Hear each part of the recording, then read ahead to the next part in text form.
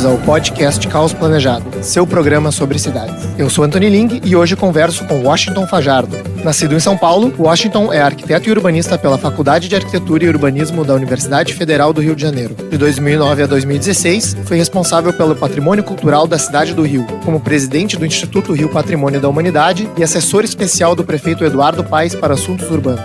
Criou o Centro Carioca de Design e instrumentos financeiros de apoio à reabilitação de prédios históricos. Participou das candidaturas a Patrimônio Mundial pela Unesco, da Paisagem Cultural do Rio, reconhecida em 2012, e do Cais Valongo, em 2017. Dentre outros projetos, concebeu as arquiteturas da Arena Carioca da Pavuna e da reabilitação do Centro Cultural Imperator, no Meia. É Loeb Fellow 2019 da Harvard Graduate School of Design e pesquisador visitante do David Rockefeller Center for Latin American Studies da mesma universidade. Seja bem-vindo, Washington, e obrigado por participar da 14ª edição do nosso podcast.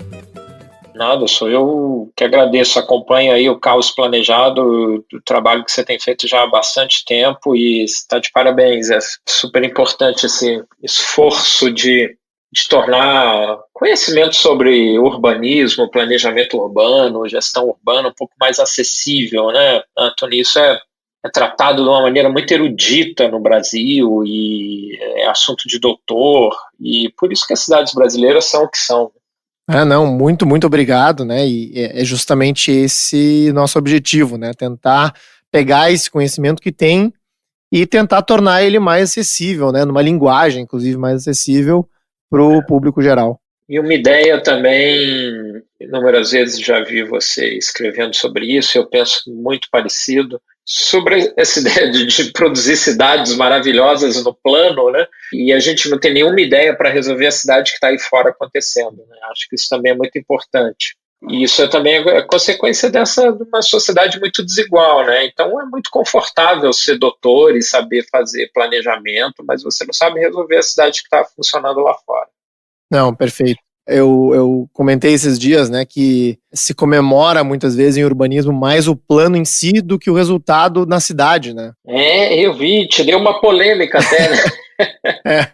Porque a gente faz uma comemoração, tem um plano diretor feito agora, e a cidade não funciona, né? Isso, ao mesmo tempo que é um instrumento importante, mas é um instrumento que virou um instrumento acadêmico, né? Não estabelece métricas, metas, objetivos para serem alcançados, e também nem o legislador, nem o executivo ele é responsabilizado, né? Exatamente. Mas vamos lá. Não, vamos lá, né? Então, sobre a questão do patrimônio cultural, o tombamento de imóveis no Brasil, né? Seja pelas secretarias de patrimônio locais ou esferas da União, né, como o próprio IPHAN. O que se observa na prática, muitas vezes, né, que com o desejo de preservar a totalidade do imóvel, e muitas vezes, inclusive, o uso que alguns imóveis tinham no passado, se restringe a capacidade de transformação daquele imóvel em um uso, digamos, contemporâneo, né? Acho que tem vários exemplos, né? Eu vou citar um aqui, que é o Largo do Boticário, no Rio de Janeiro, né? Que ele era um imóvel que já vinha sendo reformado ao longo das décadas, né? Vinha sendo preservado, e como uma residência unifamiliar, e justamente após o seu tombamento, que gerou o seu abandono e acabaram desapropriando o imóvel. E durante o processo de desapropriação se percebeu que o zoneamento continuava como uso residencial unifamiliar.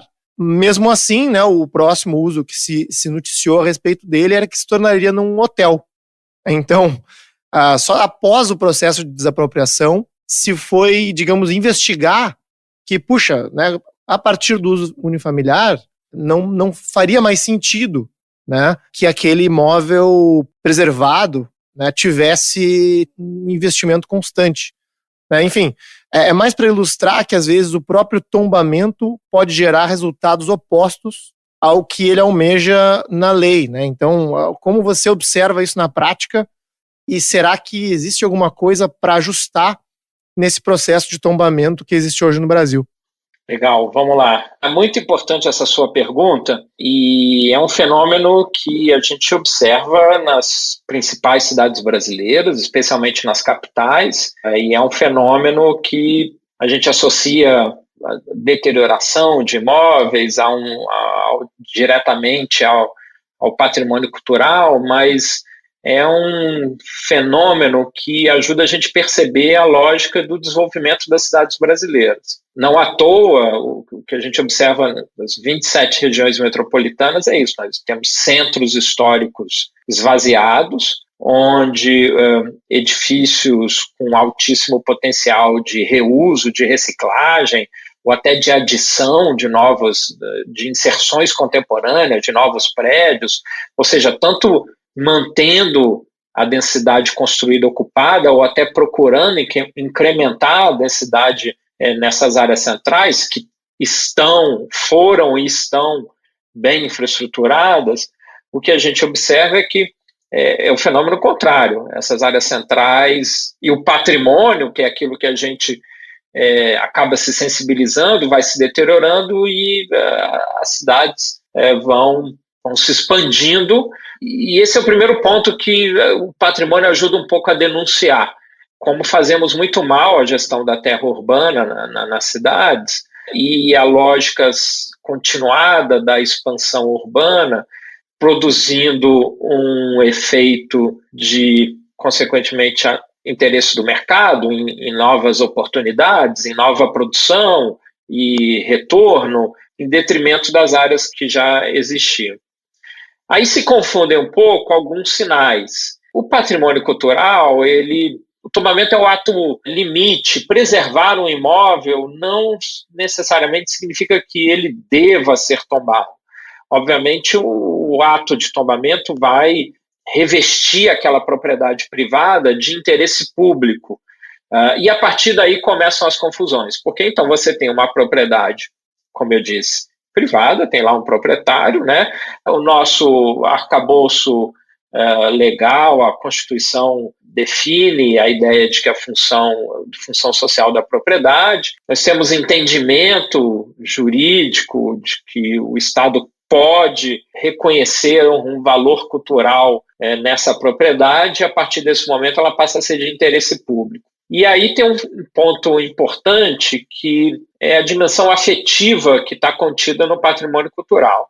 Nós nos afeiçoamos a esses edifícios. Eu acho que é uma relação muito positiva e que muitas vezes a partir da intervenção do patrimônio acaba criando aquela preocupação com o imóvel que está então se degradando, e a gente raramente consegue ter clareza e estabelecer boas políticas para que esse imóvel possa ser recuperado. Então, o primeiro ponto que a gente precisa comentar é sobre a função econômica do edifício, né?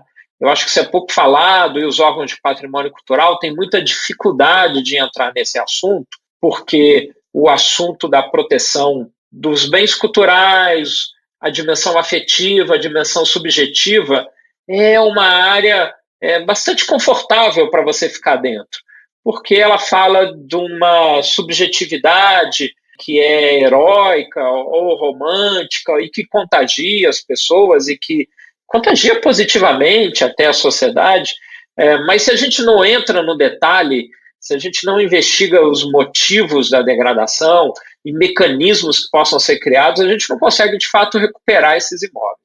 Então, o primeiro ponto é que o ato do tombamento, ele ignora em absoluto a sustentabilidade daquela proteção. Ou seja, ele é um ato do Estado que reconhece uma dimensão cultural, mas ele não faz nenhuma menção a políticas ou mecanismos econômicos ou de apoio financeiro que devam ser feitos para que aquele edifício possa se manter digno. Ou seja, é um ato do Estado, é um ato feito por uma dimensão técnica, que na maioria dos casos se justifica por dimensão técnica ou por risco de perda, uma afetividade da sociedade com aquele edifício, mas que nunca entra em soluções que possam, de fato, garantir a transformação e a conservação do imóvel. Então, as experiências brasileiras, elas ficam somente no nível da isenção fiscal. Ou seja, se o proprietário, se o dono do imóvel, se o investidor, ou seja, se alguém aparecer nesse cenário e fizer um investimento e recuperar o imóvel como desejam os órgãos de patrimônio, ou seja, produzindo uma restauração acadêmica perfeita, você poderá, então, contar com uma isenção no maior parte dos casos, a isenção de IPTU, e no caso, por exemplo, do Rio de Janeiro, que eu conheço mais, as empresas envolvidas no processo também podem obter a isenção do ISS, o Imposto sobre Serviço. A gente não aplica, e nós não temos, na realidade brasileira, linhas, por exemplo, os bancos não oferecem linhas de crédito especiais para imóveis históricos. O BNDES, que é o grande apoiador de restauração do Brasil, ele coloca milhões em igrejas católicas, barrocas, mas não existe um centavo para arquitetura civil. Então a gente recupera uma obra de arte, uma igreja barroca, de uma maneira com muita qualidade técnica, mas se você é o dono do restaurante do lado dessa igreja barroca, num centro histórico que atrai visitantes no Brasil, não existe nenhuma política para ajudar você que é dono de um imóvel histórico do lado da igreja barroca. Então, faltam mecanismos financeiros. Quando a gente olha para cidades no mundo, a gente vai ver várias soluções. Tanto prefeitura investindo diretamente na recuperação da fachada, ou seja, um aspecto do edifício que tem impacto na paisagem urbana, enquanto o proprietário faz a parte interna. Você tem linhas de crédito, Lisboa, por exemplo, se você não tem condições de fazer, a prefeitura paga e você paga de volta à prefeitura em prestações no IPTU. Nós, procurando resolver isso no Rio de Janeiro, eu criei um edital chamado Edital ProAPAC, onde a prefeitura pagava em fundo perdido a restauração da fachada, telhado, poderia pagar até instalações prediais básicas, acessibilidade, esse é um aspecto que a gente fala muito pouco sobre a população que envelhece dentro de imóveis históricos e fica com mobilidade restrita, e também havendo problemas estruturais. Então, esse tipo de solução se provou muito eficaz. Em 2 anos, nós fizemos até hoje o maior case no Brasil de apoio à restauração de imóveis privados. Mas ainda é muito pouco, apoiamos 24 imóveis, é uma realidade de 1% da demanda da região do centro do Rio. A gente ganhou um prêmio Rodrigo Melo Franco em 2014 com essa iniciativa, mas isso mostra claramente, e até hoje é o único experimento desse tipo no Brasil. Quando você vai para cidades europeias, quando você vai para Madrid, Lisboa, Porto, Barcelona, Roma, Veneza, ou até quando você vai para a Europa anglo-saxônica, quando você vai para a Alemanha, Inglaterra, você vai ver uma série de elementos, de soluções e de apoios financeiros ou de crédito, ou em fundo perdido, ou em créditos subsidiados, para que aquele imóvel possa se recuperar. Então, essa é uma primeira dimensão, a econômica. Se você não tem isso, o cenário não muda. Aí vem outras dimensões, que é um pouco difícil de falar num cenário nacional, mas usando o exemplo do Largo do Boticário, que você disse muito bem. Existem também discrepâncias entre o zoneamento e o ato da preservação. Então, no caso do bairro do Cosme Velho, que era um bairro aristocrático, com propriedades unifamiliares de mais de 1.000 metros quadrados, tombadas, preservadas, isso não é compatível com a realidade da cidade e da sociedade de hoje. Entretanto, esse zoneamento se mantém e o tombamento ele não cria uma condição especial para a recuperação. Então, o resumo é esse. O ato do tombamento ele é um ato limite de manifestação do Estado em cima da propriedade privada com o objetivo da preservação. Mas como ele, e como os órgãos de patrimônio cultural, e como os técnicos de patrimônio cultural, ou seja, como o setor do patrimônio cultural pouco trata sobre a dimensão econômica, ou seja, como eu vou financiar, como é que eu vou apoiar, vai ter alguma linha de crédito, tem algum mecanismo de subsídio? Como isso não existe, na verdade a gente joga o custo da recuperação em cima do proprietário, em cima do dono do imóvel, e essa é uma relação muito injusta, porque, veja, o Estado já manifestou seu direito em cima da propriedade privada, ou seja, já retirou daquele dono do imóvel a liberdade que ele tinha, ele não pode mais demolir, ele não pode mais fazer uma série de soluções. Entretanto, o Estado não oferece a esse proprietário nenhuma ajuda, ou seja, ele ainda cobra do proprietário que faça algo, multa, penaliza com a desapropriação. Então é uma situação, do ponto de vista de você ser um proprietário ou viver ou ter uma empresa num imóvel que tenha sido protegido pelo Estado brasileiro, seja pelo IPHAN, seja pelo órgão estadual, seja pelo órgão municipal, é uma vida muito difícil. E me parece que os profissionais do campo do patrimônio cultural têm uma relação um pouco injusta com a sociedade nesse sentido. Entendem que é um grande bônus, é um grande mérito, é uma honra você ter esse reconhecimento. Até de fato um reconhecimento importante, mas se a gente não cria um ciclo da conservação de fato, se a gente nós não podemos fazer com que aquele proprietário ou que a sociedade possa entender que aquele edifício, qual é a sua história, o que ele tem para contar, ou seja, que ele possa se apresentar de uma maneira digna à sociedade, o edifício, é muito difícil defender o patrimônio cultural junto à sociedade, porque é uma relação muito injusta. Então, acho que esse é um grande vazio, e é um vazio que eu percebo que ele é incômodo, porque discutir soluções de financiamento, entrar na economia da preservação, significa também ter uma análise crítica e de autocrítica sobre alguns atos de preservação. E essa autocrítica incomoda muito. Nesse emaranhado, né, ou nesse desafio da preservação, tem também uma questão que eu acabo observando poderia dizer, uma falta de comunicação entre os próprios órgãos municipais, né? Eu acompanhei alguns proprietários e alguns arquitetos na tentativa de reformar imóveis históricos. E assim, a preservação é exigida, mas também é exigida, por exemplo, as regras de bombeiro, né, de prevenção contra incêndio, ou de acessibilidade universal, né, que são coisas que não existiam na época da propriedade originalmente, e que muitas vezes, de algum jeito ou de outro, algum dos órgãos vai ter que abrir mão de algum critério para que um projeto ou um uso seja viabilizado, né? Como você vê essa compatibilização no âmbito municipal? O que acontece? Os municípios, eles têm como referência a legislação federal, o Decreto-Lei 25 de 1936, que criou o IPHAN e que é a grande normativa para os atos de tombamento.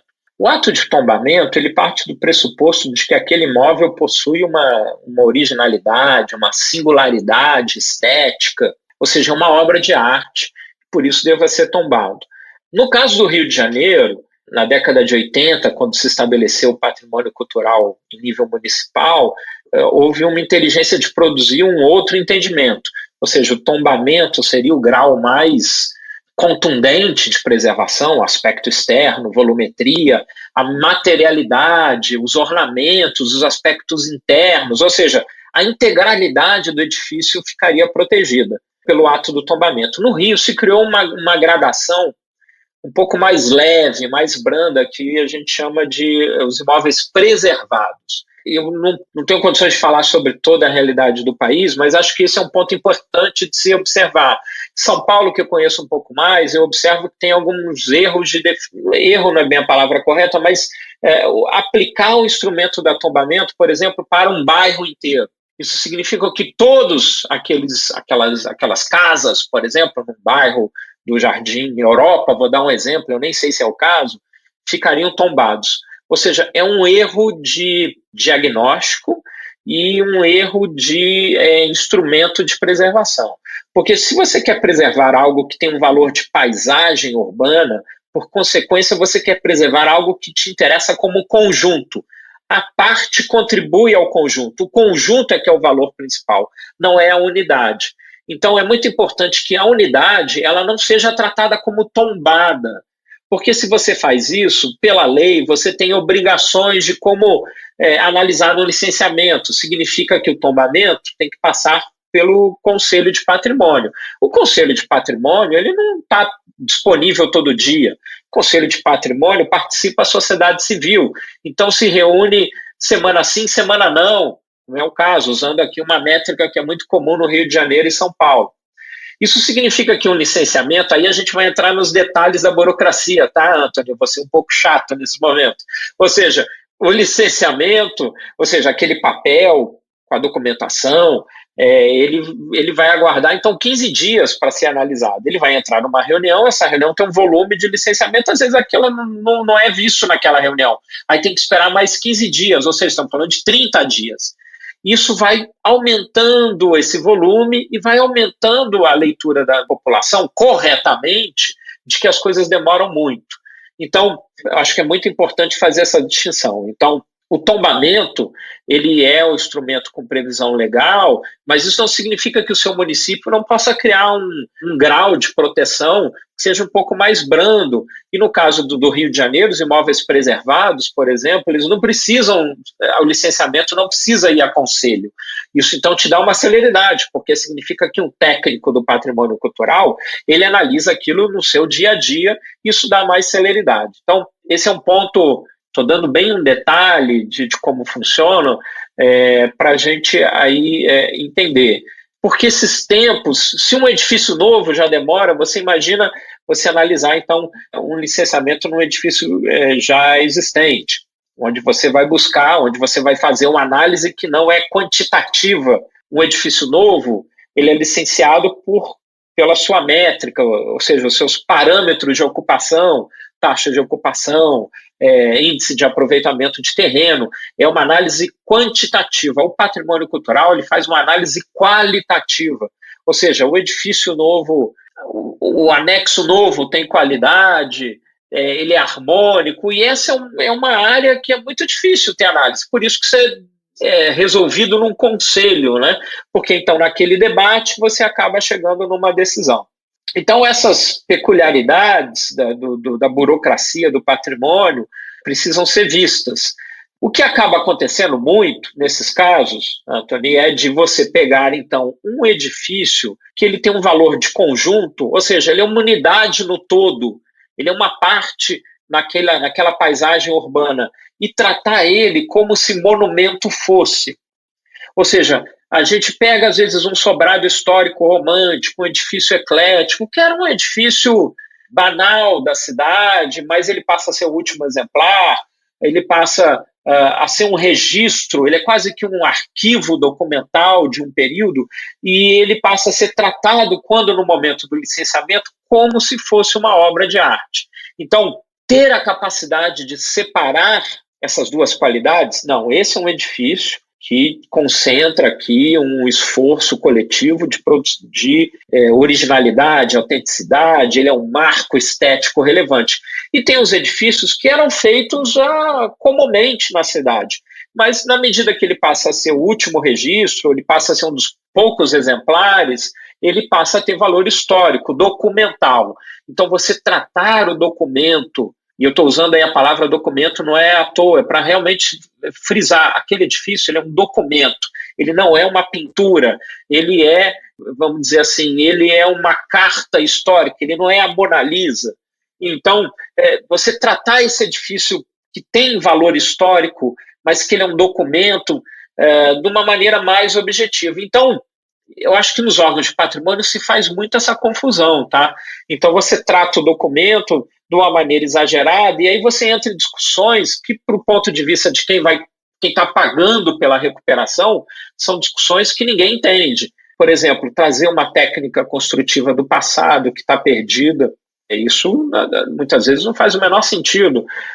Às vezes tem uma discussão sobre, hoje nós temos materiais mais novos, que inclusive podem promover mais segurança em termos de esquadria, em termos de soluções de instalações prediais, e muitas vezes tem um erro querendo buscar aquela originalidade que não existe mais. E buscar essa originalidade num edifício que, quando foi feito na sua época, ele era comum, ele era banal, é um excesso de rigor, na minha opinião, na minha análise. Fazer essa distinção é muito difícil, tá?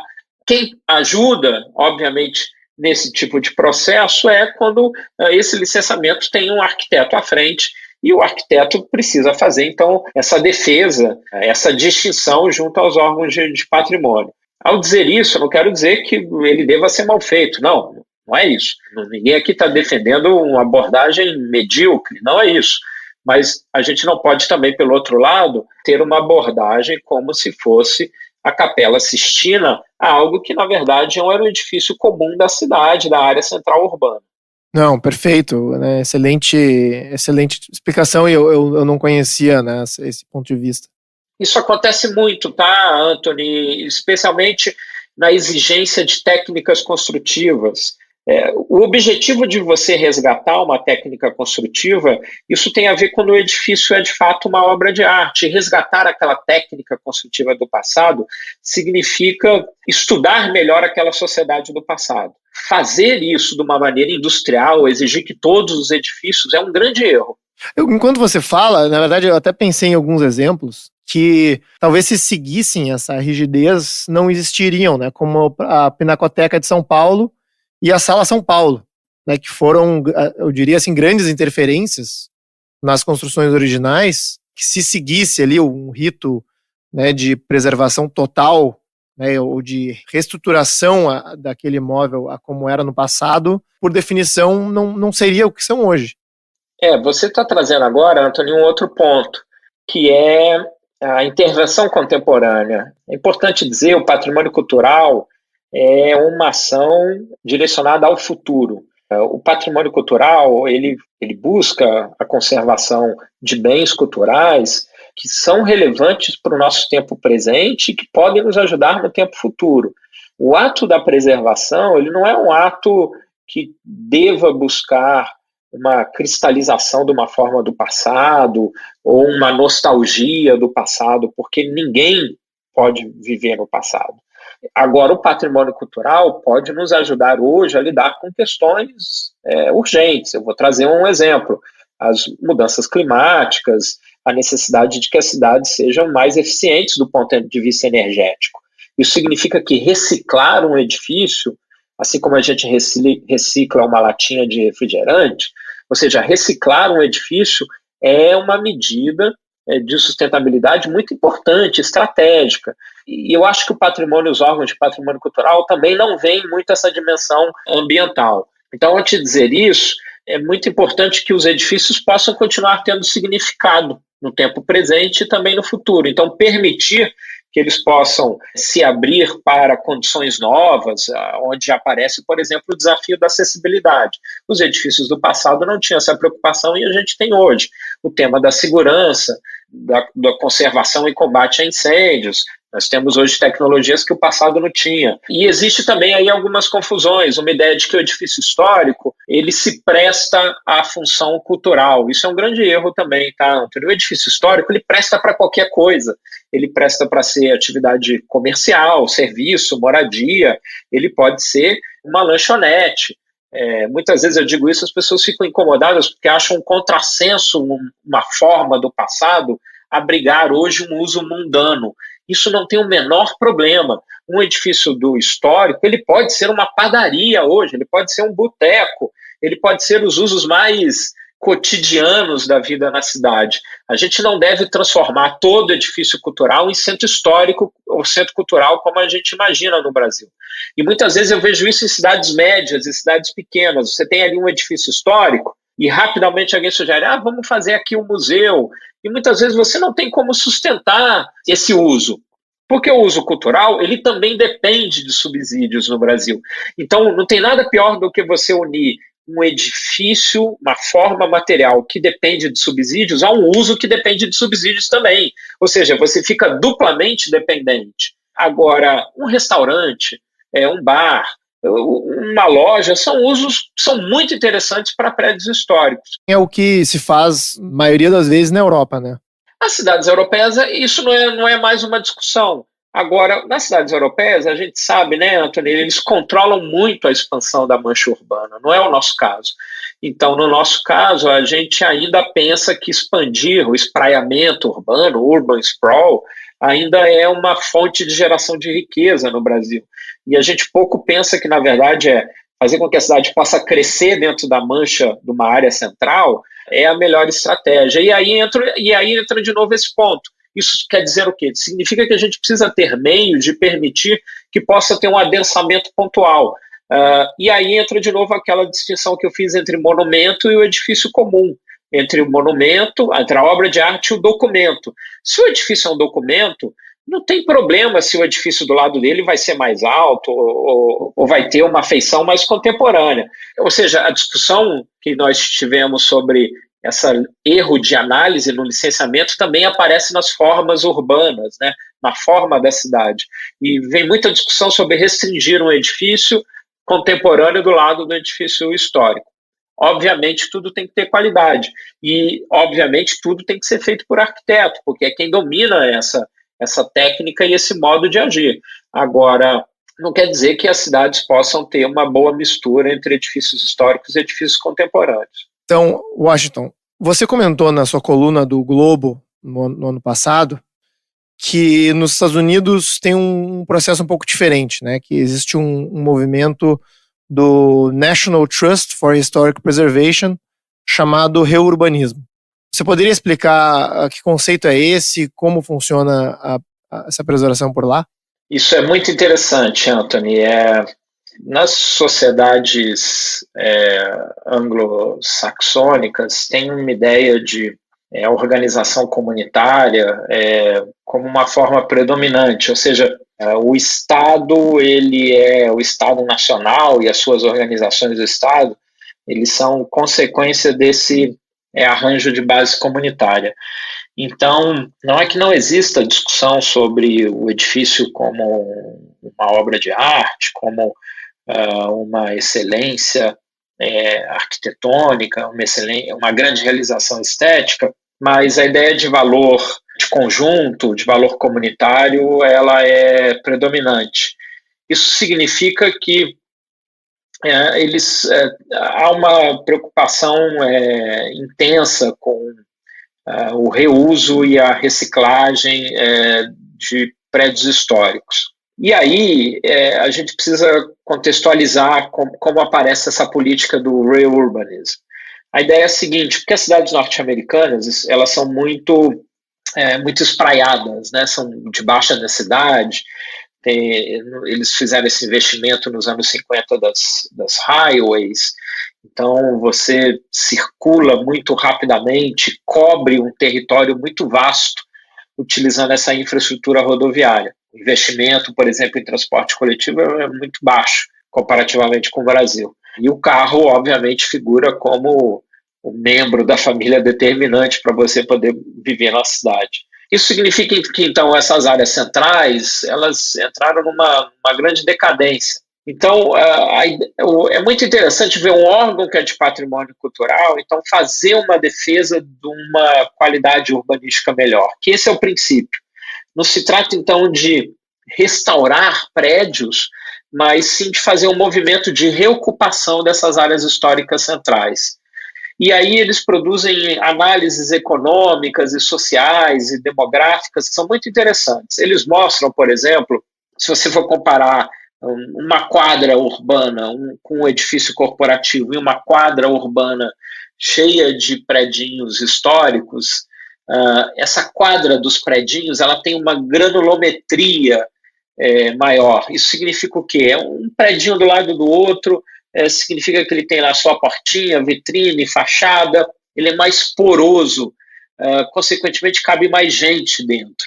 Então essa quadra de prédios históricos, ela emprega mais pessoas do que a quadra com edifício corporativo. Porque apesar da gente olhar e ver um grande edifício, quando a gente olha para essa quadra que tem um monte de predinhos, significa um monte de entranhas, né? Então tem mais gente ali dentro, é mais acessível e inclusive tem impactos sociais interessantes, como por exemplo, uma quadra histórica emprega mais mulheres do que um edifício corporativo. Da mesma maneira, a discussão sobre inclusão étnica e racial, que é algo que está sempre presente na sociedade norte-americana, aparece aqui também de uma maneira muito contundente, ou seja, a quadra histórica ela também emprega mais pessoas negras ou de outras minorias. É muito interessante observar, então, um órgão de patrimônio cultural fazer análises técnicas, produzindo números e fatos e evidências que vão inspirar ou então que vão até empurrar políticas públicas de outras cidades. Eles fazem também estudos sobre a performance energética dos edifícios, né? Porque um edifício histórico, Anthony, ele já tirou da natureza o que tinha para tirar. Um edifício novo, ele precisa ir na natureza de novo e tirar materiais, insumos, etc. Inclusive a energia para fazer aquele edifício histórico, ela já foi gasta uma vez.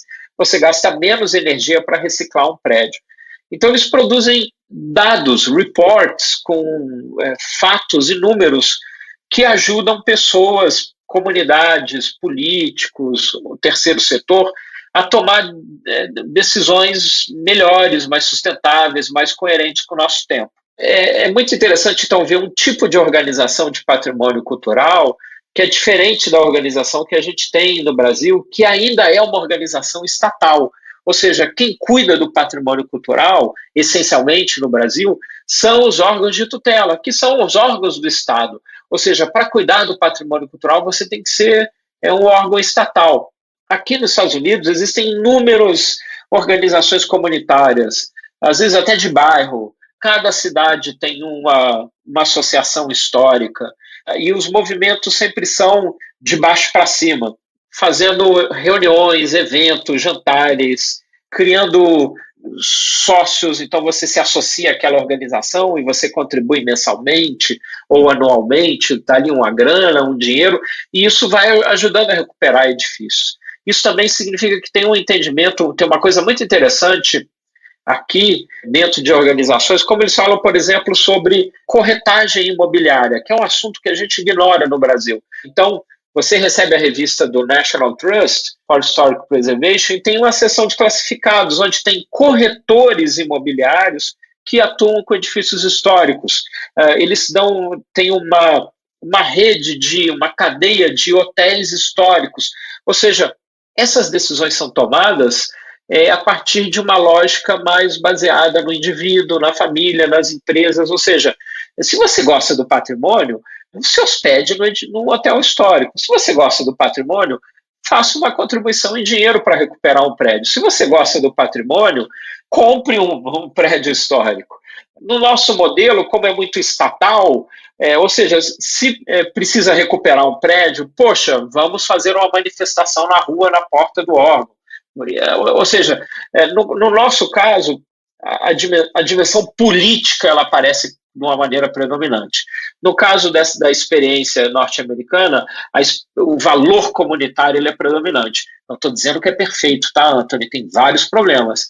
O Estado é ausente, por exemplo. Eles têm muita dificuldade. Às vezes uma coisa vai ser demolida e é de valor raro, precioso, e se consegue fazer uma demolição. Isso acontece até hoje. Chicago teve um grande debate alguns anos atrás com um hospital das mulheres, um edifício de arquitetura brutalista, como é chamado hoje, né? E que foi demolido. Isso na nossa realidade, entretanto, não acontece, porque o Estado, com as suas dificuldades, ele tem essa força do Estado e ele vai lá e faz um ato de tombamento e protege. Então eu quero frisar bem que eu não estou dizendo que aqui é perfeito e que no Brasil é errado, não é isso. Mas eu acho que a gente aprende muito quando a gente pode olhar para visões complementares. E eu acho que é uma coisa que seria muito interessante, por exemplo, a ênfase que eles dão à interpretação. O que isso significa? Significa que não basta recuperar o edifício se não tem uma placa para explicar o que é o edifício, se não tem uma visitação ao edifício. Então, é uma lógica que eu acho que a gente poderia trazer com muito sucesso para as experiências brasileiras, que é uma lógica do cliente. Ou seja, quem é o cliente do patrimônio cultural? Quem é o usuário? Como é que a gente faz para ele entender? Ele está entendendo que esse edifício ele é importante por causa disso e disso? Essas são perguntas que muitas vezes a gente não faz, porque como a atuação no Brasil é muito estatal, então o objetivo de preservar é, na verdade, deixar aqueles que trabalham nos órgãos públicos felizes. E o objetivo não é deixar a sociedade feliz. Então, acho que essa ênfase no cliente, essa ênfase no usuário é um grande aprendizado para a nossa realidade. Não, perfeito. Excelente relato, né, dessa experiência de fora. E agora, então, queria passar para uma discussão sobre preservação, talvez, né, em um nível urbano, né, pensando em cultura na escala da cidade.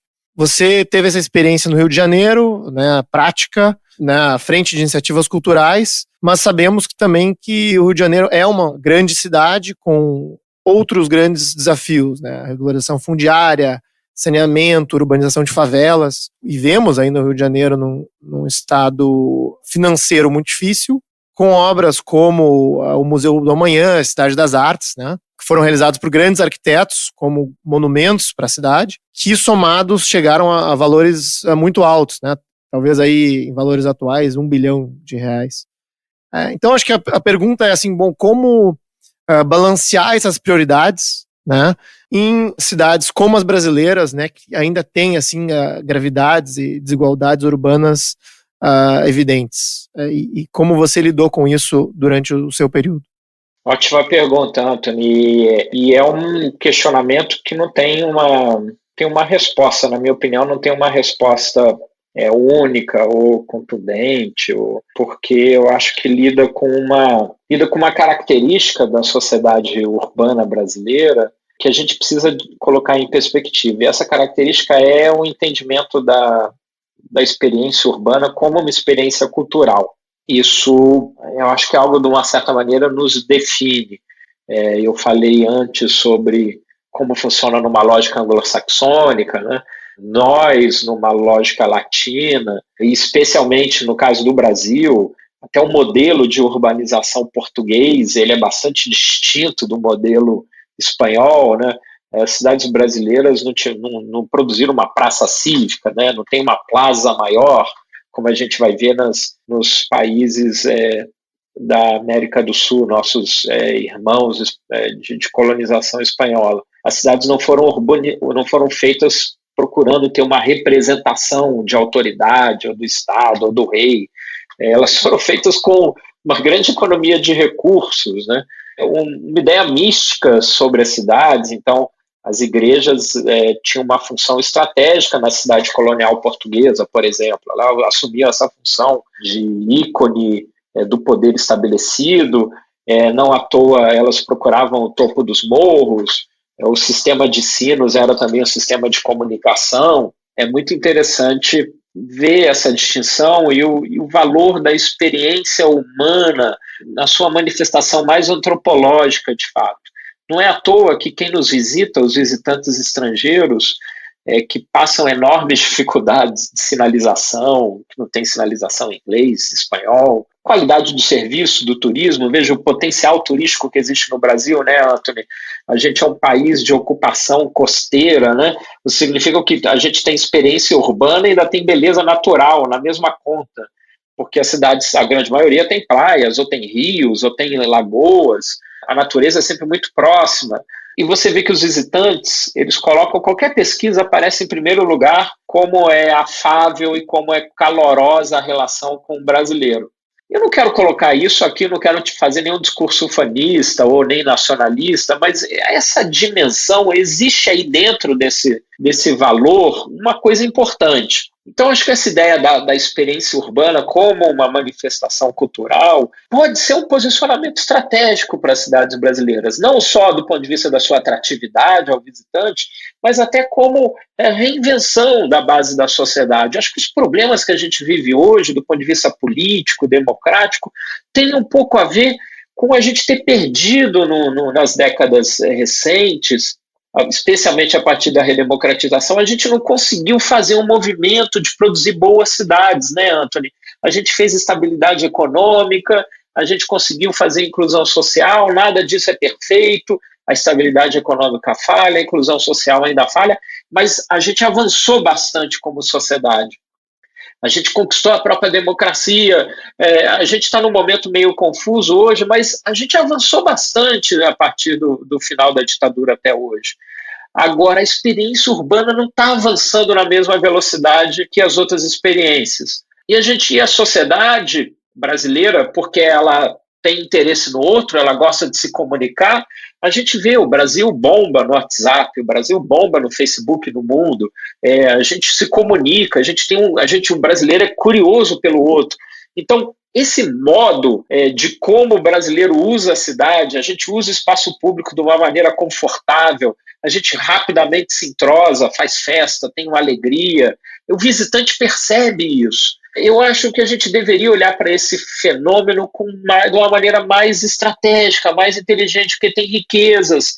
aí dentro, a gente pode criar uma singularidade em termos de alcance planetário. Olha, a gente tem aqui uma civilização diferente. Esse é um longo início de resposta para te dizer que o valor cultural e o investimento na cultura, a gente não deva subjugar ele ao saneamento que a gente precisa fazer e é urgente. A gente precisa arrumar 500 bilhões de reais para universalizar o saneamento no Brasil. Esse é um grande desafio, Antônio, você sabe disso.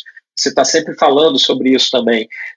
A gente precisa ter uma política habitacional melhor do que o Minha Casa Minha Vida, de modo que as pessoas possam viver juntas e não ir morar lá longe, não tem nem transporte público, não tem nem saneamento onde estão fazendo Minha Casa Minha Vida.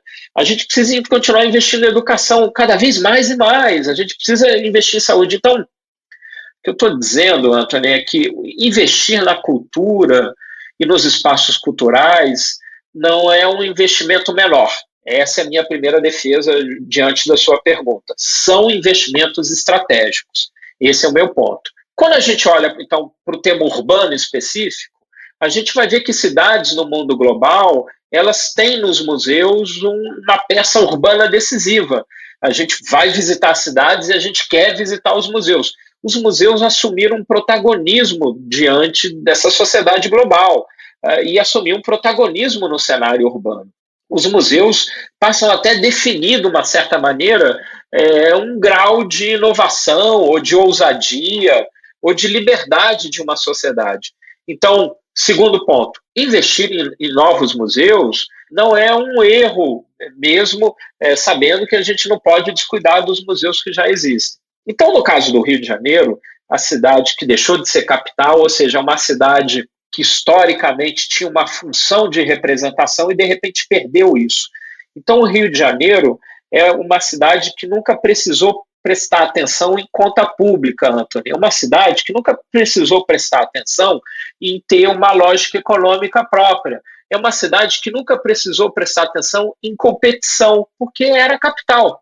A gente pode argumentar que eu e você, mas isso saiu em 1960. Mas isso em tempo de cidade foi ontem, né? Em tempo de vida faz já bastante tempo, mas em tempo de cidade isso foi ontem. A própria Brasília ainda é uma cidade que ainda é incompleta, ainda não é uma cidade plena. Ainda é um experimento que até julgo problemático, equivocado, mas ainda é uma cidade a ser constituída. O caso do Rio de Janeiro, então, veja, uma cidade desde o século XVIII, desde 1763, com essa incumbência de representar o país. E, de repente, deixou de ser, e a cidade ficou um pouco perdida durante muito tempo. A década de 80 foi fatal para o Rio de Janeiro. O Rio de Janeiro perdeu 80% dos empregos no setor industrial na década de 80. Isso é um estudo do finado André Urani, no livro Trilhas para o Rio. Ou seja, a deseconomia do Rio de Janeiro foi muito contundente. E é uma sociedade que nunca precisou se pautar em lógicas de mercado, porque era a cidade que abrigava o Estado, tinha o orçamento federal à sua disposição. O Rio de Janeiro sempre foi laboratório de experiências urbanísticas. Então, não é à toa que lá no início da década de 90, então em 1993, é feito um plano estratégico e ele define essa posição, esse posicionamento global da cidade. Ou seja, o Rio de Janeiro tem que usar esses seus atributos de ex-capital, mas ainda de capital cultural do Brasil, para buscar sediar grandes eventos, com isso trazer visitantes e renda, receita, e com isso também promover investimentos. Então a Olimpíada ela foi planejada lá em 1993. E nesse contexto já havia ali a decisão de ter grandes equipamentos culturais. E dessa maneira foi feito, então, a Cidade das Artes, né, um projeto do arquiteto francês Christian de Portzamparc, e no período olímpico foram feitos 2 grandes investimentos, utilizando parceria público-privada, etc., mas houve ali uma dedicação da gestão pública em produzir 2 novos equipamentos públicos de cultura. Um é o Museu de Arte do Rio e o outro é o Museu da Manhã. E no caso do Museu da Manhã, com o projeto do arquiteto espanhol Santiago Calatrava, a ideia é de ser um museu que se insere numa rede internacional de grandes museus. O Museu da Manhã, ele é muito bem sucedido, Antônio. Ele, em pouco tempo, ele é um dos museus mais visitados da América Latina. tem um percentual alto dos visitantes, que são mais de milhões de visitantes, infelizmente eu não tenho esse número aqui de cabeça para te dar, mas uma boa parte deles está visitando o museu pela primeira vez. E uma grande parte desses visitantes vem de bairros que têm uma grande carência de espaços culturais. Então, ele funciona como um centro de gravidade de atração de pessoas. E é muito interessante que ele esteja na área central, porque ele também atrai pessoas para conhecer o centro histórico do Rio e atrai pessoas, então, para conhecer esse lugar de formação, de gênese da cidade. Então, acho que esses são fatores que eu te dei um plano maior, mas a gente entender que tem uma estratégia por detrás e teve uma lógica de ter uma certa ousadia no investimento. A defesa que eu faço junto a ti é que a gente não considere o investimento em cultura como menor em relação aos outros. Agora, sem sombra de dúvida, a gente não pode deixar de investir na urbanização de favelas, nas políticas habitacionais, a gente não pode deixar de investir nisso. Em alguns momentos, cidades precisam tomar decisões que são complexas, e esse tipo de investimento é uma lógica empreendedora, ou seja, vou fazer um investimento que é ousado, mas esse investimento vai trazer benefícios porque ele vai trazer receitas e ele vai trazer uma perspectiva e uma imagem nova para a cidade. É claro que nenhuma cidade está protegida da má gestão. Então, quando você tem uma cidade sendo mal gerida, esses ativos positivos, eles não são, primeiro que eles não são bem aproveitados e segundo que eles começam a ser depreciados. E essa é uma grande arapuca brasileira. A gente tem movimentos de ousadia e de retrocesso de uma maneira muito continuada.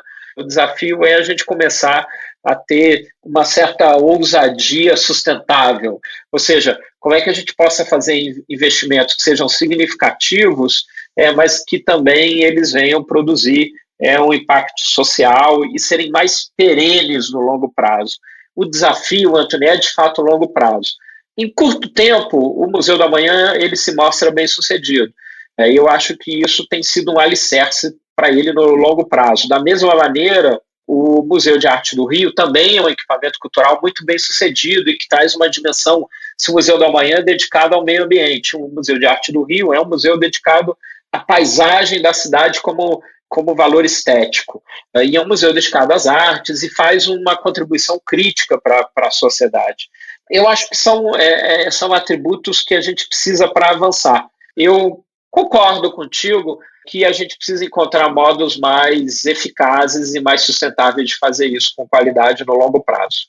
Não, legal. Eu acho que vou fazer um comentário, inclusive, pensando no que você estava falando, que assim, o Rio de Janeiro, nessa posição, né, de ser uma representação, ser um polo cultural e de turismo, e fazer esses investimentos, ele também, digamos, como você tinha falado antes, né, é uma coisa boa para a cidade, mas ao mesmo tempo ele cada vez mais posiciona o Rio dessa forma, né? E pensando economicamente, ele de certa forma afunila, diversifica, né, a base econômica da cidade, com esse, como é que eu posso dizer, almejando ser esse símbolo, né?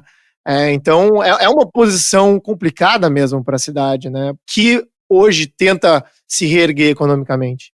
Eu concordo com você. O Rio de Janeiro acho que é a grande capital brasileira que mais tem se valido da utilização de planos estratégicos, como você sabe, né? Então, isso começou lá na primeira administração César Maia, na década de 90, depois continuou na administração Luiz Paulo Conde. A utilização desse tipo de visão estratégica de cidade foi um componente importante. Mas eu concordo contigo que a dimensão econômica ela precisa ser tratada como uma máxima prioridade, até porque existe um desafio geográfico na macro-região do Rio de Janeiro, né? Que a gente não pode ignorar. A cidade do Rio de Janeiro ela está circundada por municípios da Baixada Fluminense, onde você concentra um grande contingente humano socialmente vulnerável. Isso é muito diferente do contexto metropolitano, por exemplo, de São Paulo, que você vai ter na região metropolitana um parque fabril, industrial, de serviços. O Rio também tem. O Rio é o segundo PIB de cidade do Brasil.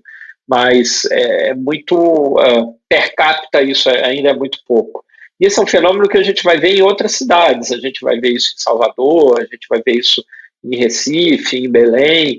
Nós temos uma mancha urbana enorme, com contingente humano enorme, mas a gente não tem uma economia que sustente aquela mancha. Aí, de fato, as cidades precisam se posicionar economicamente. São Paulo é um hub logístico de uma região geoeconômica que é muito maior do que o estado de São Paulo, né, Anthony?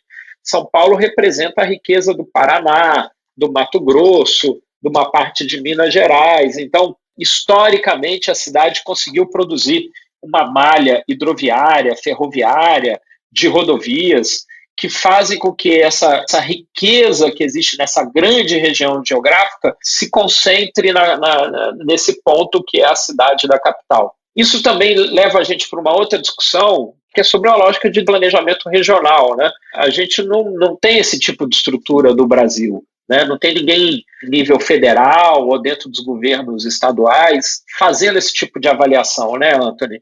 Então, você veja, por exemplo, na Segunda Guerra Mundial, os Estados Unidos escolheram ali Natal, Rio Grande do Norte, para ser a base ali norte-americana, porque aquela posição, aquela região do Brasil, ela está muito próxima da África, da Europa. Por que a gente não tem nessa região um grande polo de logística aeroviária, né? Por que o polo aeroviário brasileiro está em São Paulo?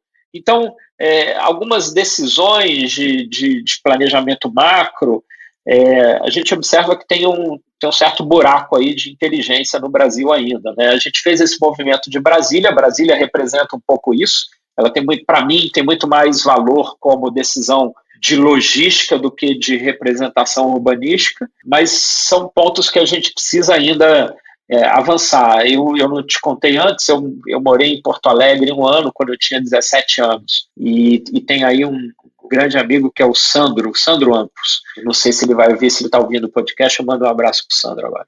Da mesma maneira isso, né, Anthony? Potencial de Porto Alegre do ponto de vista de logística em relação ao Uruguai, em relação à Argentina. Então, existe um desafio aí que a gente precisa ter algum certo grau de lógica estatal, ou seja, uma lógica que seja federal, no sentido de a gente reorganizar algumas infraestruturas logísticas no Brasil. Esse acúmulo concentrado em São Paulo, ele é muito bom para quem está em São Paulo, mas também produz um monte de problemas lá em São Paulo, e isso também produz deseconomia em outros lugares, né? Washington, eu sei que já passou muito do tempo, então queria te agradecer e te deixar para fazer comentários finais de algum assunto que pode ter passado em branco. Eu que te agradeço e te felicito aí, o Caos Planejado é super importante para levar conhecimento sobre urbanismo, urbanização, gestão urbana para a população de uma maneira fácil, transparente, acessível, e também mostrando as dificuldades e mostrando que não existe uma regra, né, Anthony? Muito obrigado pelas palavras sobre o site. Você está de parabéns, eu que agradeço. Um forte abraço. Esse foi o nosso 14º episódio, onde conversamos com Washington Fajardo. Você pode encontrar os links para os artigos citados ao longo da conversa na descrição desse podcast. Esse episódio teve apoio do Arquifuturo e a edição de som foi feita pela Sound Thinkers. Obrigado por ouvir o podcast Caos Planejado e espero vocês no nosso próximo episódio.